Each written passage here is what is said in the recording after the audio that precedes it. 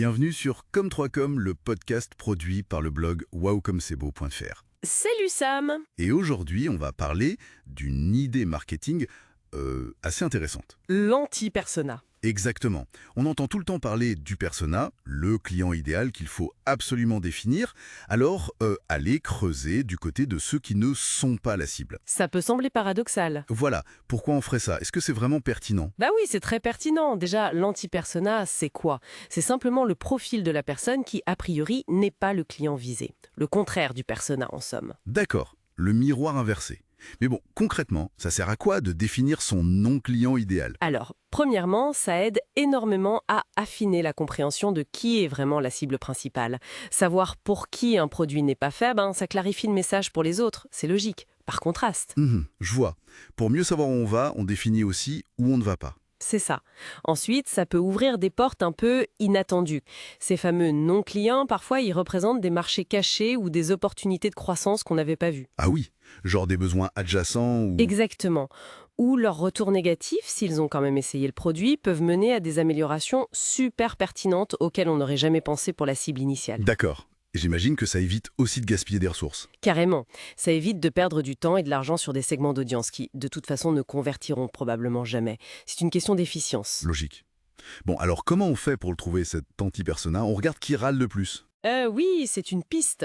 On peut analyser les clients très insatisfaits, ceux qui ont acheté mais qui n'étaient clairement pas la bonne cible, ceux qui demandent des remboursements. Leurs motifs sont souvent révélateurs. Ok. Et ceux qui hésitent tout le temps, qui regardent mais n'achètent jamais? Ah, les presque clients, eux, ils sont hyper intéressants.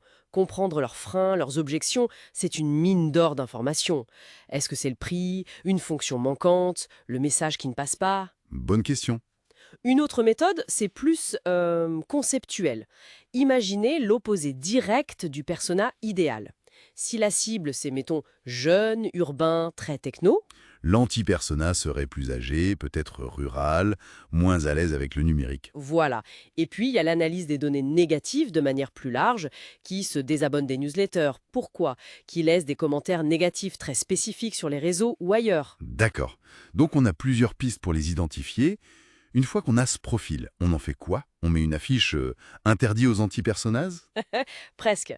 On peut utiliser ce qu'on appelle la désqualification, c'est-à-dire créer du contenu ou adapter son discours de vente pour dire clairement « Attention, ce produit n'est probablement pas pour vous si ça ». Ça filtre et ça gère les attentes. C'est honnête au moins. Ça évite les déceptions. Tout à fait. Mais on peut aussi être plus créatif. Tester des petites campagnes pub ciblées sur ces anti-personas, juste pour voir leur réaction, pour apprendre. Ou développer des offres passerelles, des produits d'entrée de gamme qui pourraient à terme les amener vers l'offre principale. Intéressant. Voire même. Voire même raconter l'histoire d'un utilisateur complètement atypique pour montrer une autre facette de la marque. Il faut oser, quand même.